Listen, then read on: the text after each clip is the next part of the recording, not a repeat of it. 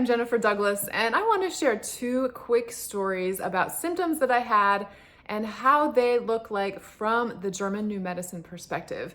If you're new to GNM, the idea is that when we experience symptoms, they are the result of a meaningful biological adaptation that our body is making on purpose to help us after we experience an event that has a distressing aspect. It catches us off guard and it makes us feel isolated.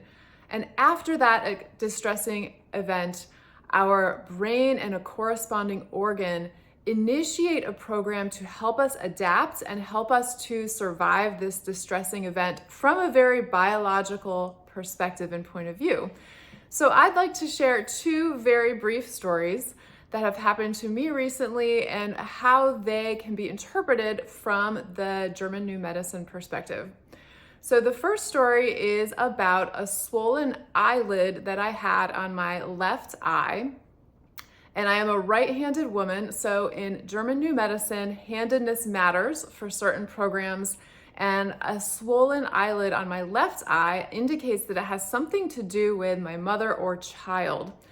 And this is from what we call a visual separation conflict. So it's either wanting to see something that we can't see or not wanting to see something that we are seeing. And I realized after I had this swollen eyelid, thinking back to the day before, what had happened was that I was trying to help my daughter with something on her computer, entering into this system that was very frustrating to use. It was very clunky. We got tripped up a couple of times. We kept losing our data in this form we were trying to submit, and it was super, super frustrating. And it finally got to the point where I just couldn't even look at it anymore. It was kind of a get out of my sight moment. And so this would have been kind of my distressing event where I just felt really unexpectedly frustrated. This was supposed to be easy and it wasn't, and caught off guard by losing the data and isolated. So what happened then was my brain and my eye started this program in order to help me deal with this sense of I don't want to see this anymore. So there are two phases to this program. One is the active conflict phase.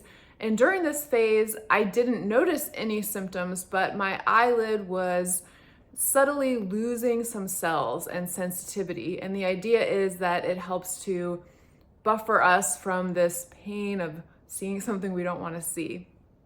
Overnight that night, after I had gone into resolution, we had figured it out, it wasn't a big deal anymore.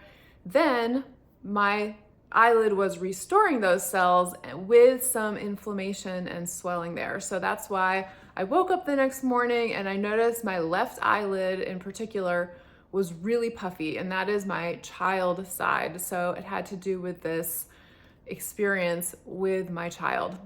So that's example number one.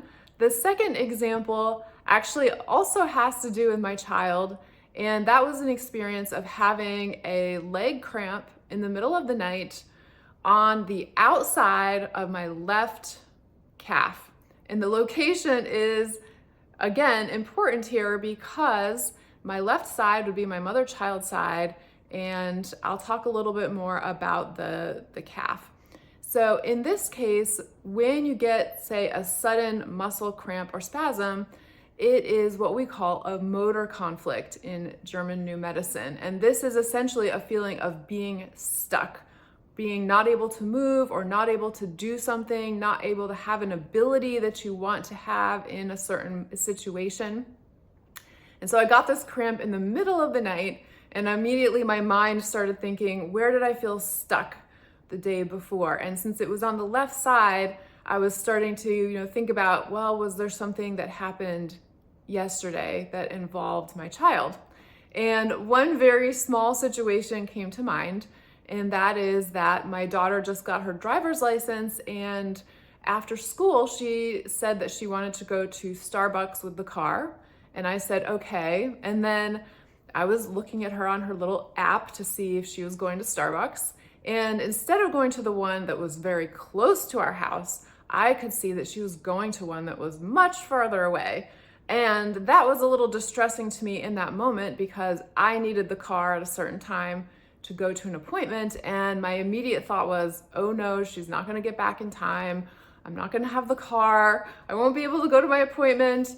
And so for a few minutes, I was a little bit caught off guard. I was a little bit distressed, and it was no big deal. And she did actually get home on time. So the situation was very quickly resolved and I got to my appointment.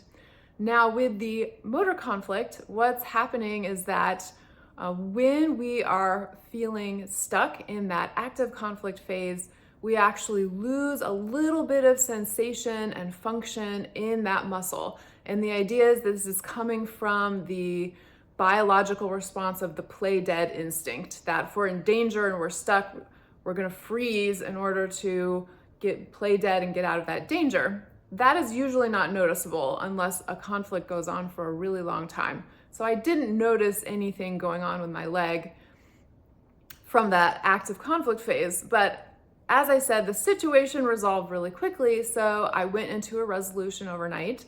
And the cramp is actually what we call the healing crisis, or the height of the healing phase, where that muscle is being restored. And I would say the significance of it being on the outside of my lower leg, that tends to be an idea of pushing away, kicking away something that we don't want.